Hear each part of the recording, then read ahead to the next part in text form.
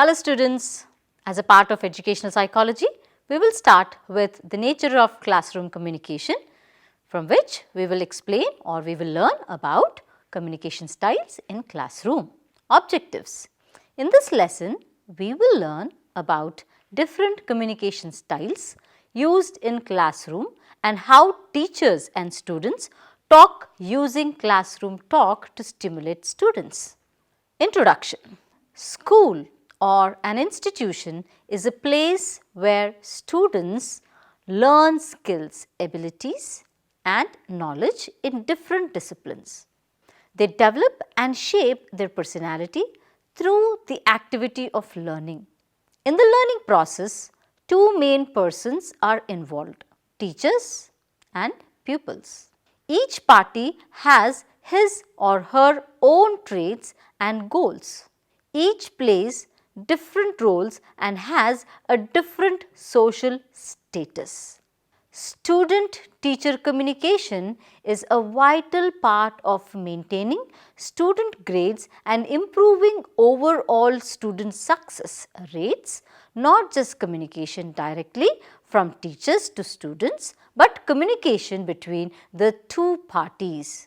Students need to be able to send messages to their teachers and ideally receive responses from their instructors on time. Teachers' roles are mainly performed through the instructive communication process, which means it is a process that involves both teacher and pupil, and it has the following specific functions. The informative function, the transmission of educational message and teaching. The formative function, stimulation of pupils, thinking and imagination process. The educational function, conveying educational impact on school groups in the area of cohesion and affirmation.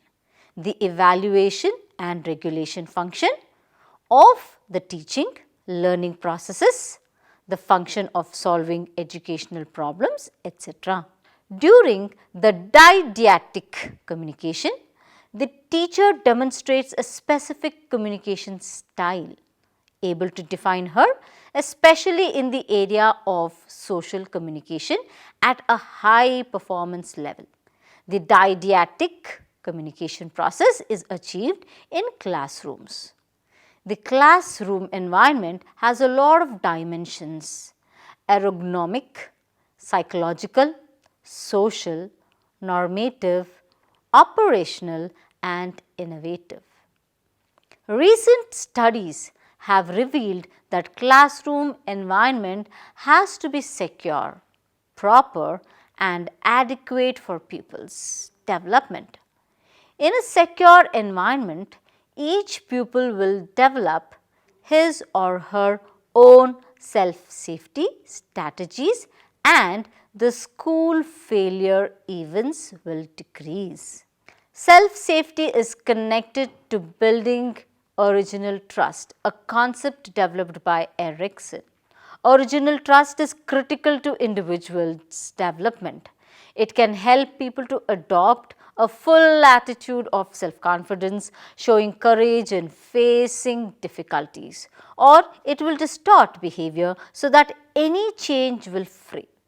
There are different types of self-safeties. 1.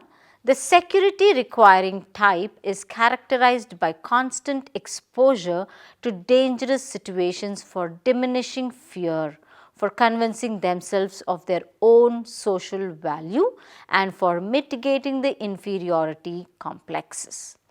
2. The insecure type is characterized by the need for the presence of higher authority that will take care of them, that will provide security for them, that will value the good and will punish the bad. That is the perfect representation of good parents. 3. The realistic type is characterized by the desire of acquiring knowledge as a mark of true power that generates self-safety and by the ability to take measures when self-security is under threat. Since 2007, some research has been done in Romania focusing on the features of self-safety of different types of children. So, let us understand communication styles in the classroom. Teachers and students have identifiable styles of talking to each other that linguistics call a register. A register is a pattern of vocabulary, grammar and expressions or comments that people associate with a social role. A familiar example is the baby talk, a register often used to speak to an infant. Its features simple repeated words and nonsense syllabus, and exaggerated changes in pitch mark the speaker as an adult and mark the listener as an infant. The classroom language register works the same way. It helps indicate who the teacher is and who the student is. Teachers and students use the register more in some situations than in others, but its use is common enough that most people in our society have no trouble recognizing it when they hear it.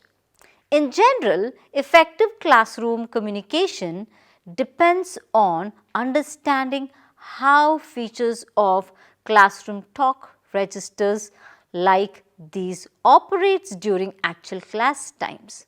Therefore, we describe details of classroom talk and then follow with suggestions about how to use the register as effectively as possible. In any situation, it is seen that the better the communication, the better the learning and the thinking displayed by students. For convenience, we divide classroom talk into two parts, teacher talk and student talk. How teachers talk? Although teacher talk varies somewhat with the tasks or purposes at hand, it also has uniformities that occur across a range of situations using detailed observations of discourse in science activities. For example, J. Lemke identified all the following strategies from observations of the teacher's classroom talk in 1990. Each strategy simultaneously influences the course of discussion and focuses students' attention, and in these ways also helps indirectly to insecure inappropriate classroom behavior. They are 1. Nominating, terminating and interrupting speakers. Example, questions like, what do you think of this? And well, that's nice, let's discuss it later. 2. Marking importance or irrelevance. 3. Signaling boundaries between activities. 4. Asking test questions and evaluating students' responses. 5. Exaggerating changes in pitch. 6. Careful enunciation. 7. Formal vocabulary and grammar. Let us understand how students talk. Children and youth also use a characteristic speech register when they are in the classroom and playing the role of students in the presence of a teacher. The register student talk differs somewhat from the teachers because there are obvious differences in responsibilities, levels of knowledge and relationship with each other and with the teacher. Student talk and teacher talk are similar in that both involve language strategies that guide content and procedures, and that sometimes seek to limit the inappropriate behavior of others. Compared to teachers, though students' language strategizes often pursue these goals a bit more indirectly. 1. Agenda enforcement. 2. Digression attempts. 3. Side talk. 4. Calling out. 5. Answering a question with a question. 6. Silence. 7. Eye contact, gaze, aversion and posture. So, with these, let us move to communication styles. Communication style consists of individual characteristic features reflected in the communication act, and it refers to specific way of receiving, decoding messages, personal qualities of processing, interpreting messages, specific way of expressing the response, personal particular traits of feedback. The communication style relies on three elements: the person's attitudinal process, the constant report of subject to the others and themselves. 2. The models of acquired communication tools, assertive, non-assertive and aggressive with its passive-aggressive variant, manipulative behaviors. 3. The temperamental constitution, where we tend to see specialists in the field of communication have revealed 4 communication styles. They are passive, non-assertive, aggressive, manipulative and assertive. Passive. Individuals who use the passive communication style often act indifferently yielding to others. Passive communicators usually fail to express their feelings or needs. Allowing to express their feelings or needs, allowing others to express themselves. Frequently, a passive communicator's lack of outward communication can lead to misunderstanding, anger, build-up or resentment. At the same time, these communicators can be safer to speak with when a conflict arises because they most likely will avoid a confrontation or defer to others. Passive communicators often display a lack of eye contact, poor body posture and an inability to say no. Passive communicators also act in a way that states people never consider my feelings. But passive communicators are also easy to get along with as they follow others and go with the flow. It really doesn't matter that much, I just want to keep peace are few examples for passive communicators. Non-assertive. The non-assertive style teaching or teacher is characterized by the tendency to hide or to run away rather than face people. It can manifest itself through excessive kindness and conciliation, the tendency to postpone the decision making process, handling over the right to decide to other people and morbid fear of being judged by others. An intense anger is felt at the prospect of possible failure. Individuals prefer avoidance and obedience to others' decisions. Aggressive. The aggressive style of teaching or teacher's communication is characterized by the tendency to be always present, to have the last word, to win at any cost, even if it causes damage or grief to others. It's often apparent when someone communicates in an aggressive manner. You will hear it, you will see it, you may even feel it. The aggressive communication style is emphasized by speaking in a loud and demanding voice, maintaining intense eye contact and dominating or controlling others by blaming, intimidating, criticizing, threatening or attacking them. We also tend to see aggressive communicators often issues commands, ask questions rudely and fail to listen to others. But they can also be considered leaders and command respect from those around them. Examples of phrases that an aggressive communicator would use include, I am right and you're wrong. I will give my way no matter what. It's all your fault. The next is what we call it as the passive aggressiveness. The passive aggressive communication style user appears passive on the surface, but within he or she may feel powerless or stuck, building up a resentment that leads to seething or acting out in subtle, indirect or secret ways. Most passive aggressive communicators will mutter to themselves rather than confront a person or issue. They have difficulty acknowledging their anger, use facial expressions that don't correlate with how they feel and even deny there is a problem.